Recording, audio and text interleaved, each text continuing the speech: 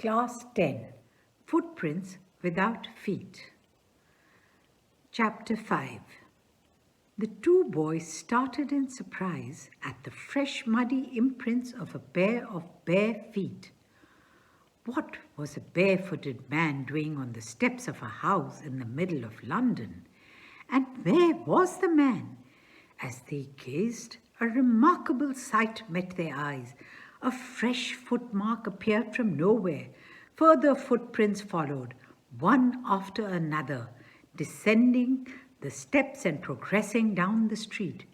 The boys followed, fascinated, until the muddy impressions became fainter and fainter, and at last disappeared altogether. The explanation of the mystery was really simple enough. The bewildered boys had been following a scientist who had just discovered how to make the human body transparent. Griffin, the scientist, had carried out experiment after experiment to prove that the human body could become invisible. Finally, he swallowed certain rare drugs and his body became as transparent as a sheet of glass, though it also remained as solid as glass. Brilliant scientist though he was, Griffin was rather a lawless person. His landlord disliked him and tried to eject him. In revenge, Griffin set fire to the house. To get away without being seen, he had to remove his clothes. Thus it was that he became a homeless wanderer, without clothes, without money, and quite invisible. Until he happened to step in some mud and left footprints as he walked. Can a man become invisible? This is the story of a scientist who discovers how to make himself invisible. He escaped easily enough from the boys, who followed his footprints in London, but his adventures were by no means over. He had chosen a bad time of the year to wander about London without clothes. It was midwinter. The air was bitterly cold, and he could not do without clothes. Instead of walking about the streets, he decided to slip into a big London store for warmth. Closing time arrived, and as soon as the doors were shut, Griffin was able to give himself the pleasure of clothing and feeding himself without regard to expense.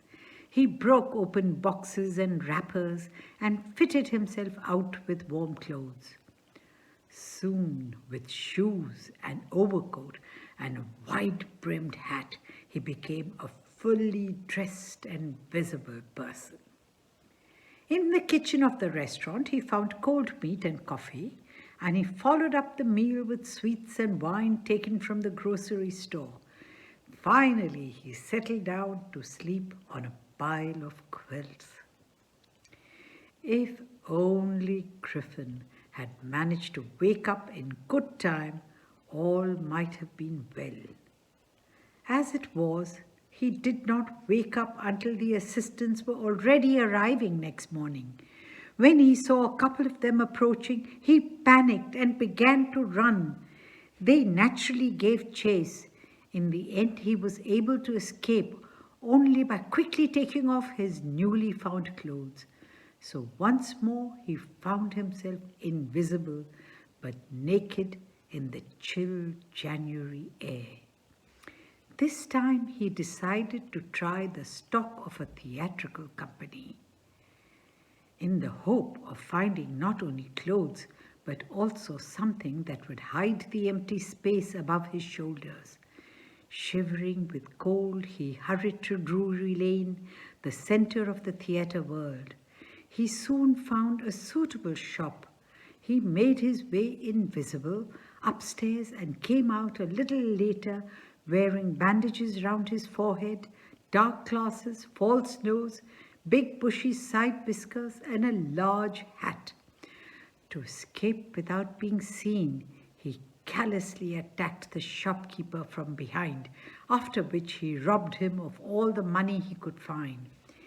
Eager to get away from crowded London, he took a train to the village of Epping, where he booked 2 rooms at the local inn. The arrival of a stranger at an inn in winter was in any case an unusual event. A stranger of such uncommon appearance set all tongues wagging. Mrs. Hall, that landlord's wife, made every effort to be friendly. But Griffin had no desire to talk and told her, "My reason for coming to Epping is a desire for solitude. I do not wish to be disturbed in my work. Besides, an accident has affected my face." Satisfied that her guest was an eccentric scientist, and in view of the fact that he had paid her in advance, Mrs. Hall was prepared to excuse his strange habits and irritable temper. But the stolen money did not last long, and presently Griffin had to admit that he had no more ready cash. He pretended, however, that he was expecting a cheque to arrive at any moment. Shortly afterwards, a curious episode occurred. Very early in the morning, a clergyman and his wife were awakened by noises in the study. Creeping downstairs, they heard the chink of money being taken from the clergyman's desk. Without making any noise, and with the poker grasped firmly in his hand, the clergyman flung open the door. "Surrender!" Then, to his amazement, he realized that the room appeared to be empty. He and his wife looked under the desk and behind the curtains and even up the chimney. There wasn't a sign of anybody. Yet the desk had been opened and the housekeeping money was missing. "Extraordinary affair," the clergyman kept saying for the rest of the day. But it was not as extraordinary as the behavior of Mrs. Hall's furniture a little later that morning. The landlord and his wife were up very early and were surprised to see the scientist's door wide open. Usually it was shut and locked, and he was furious if anyone entered his room. The opportunity seemed too good to be missed. They peeped around the door, saw nobody, and decided to investigate. The bedclothes were cold, showing that the scientist must have been up for some time. And stranger still, the clothes and bandages that he always wore were lying about the room. All of a sudden, Mrs. Hall heard a sniff close to her ear. A moment later, the hat on the bedpost leapt up and dashed itself into her face. Then the bedroom chair became alive. Springing into the air, it charged straight at her, legs foremost.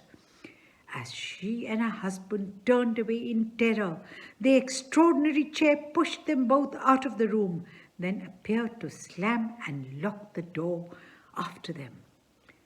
Mrs. Hall almost fell down the stairs in hysterics.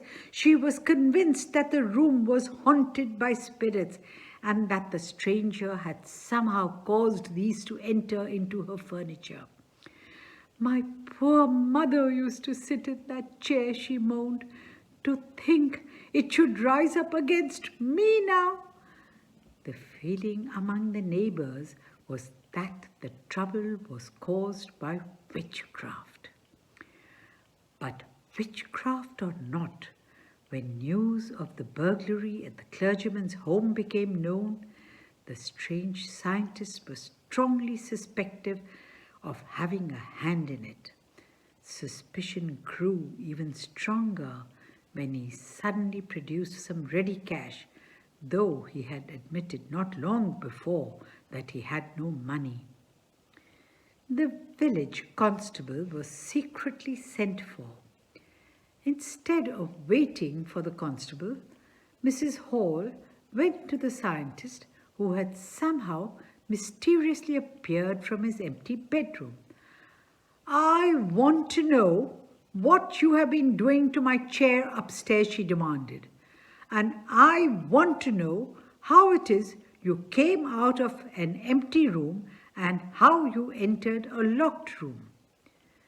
The scientist was always quick-tempered. Now he became furious. "You don't understand who or what I am," he shouted. "Very well, I'll show you." Suddenly, he threw off bandages, whiskers, spectacles, and even nose. It took him only a minute to do this. The horrified people in the bar found themselves staring at a headless man. Mr. Chaffers, the constable, now arrived and was quite surprised to find that he had to arrest a man without a head.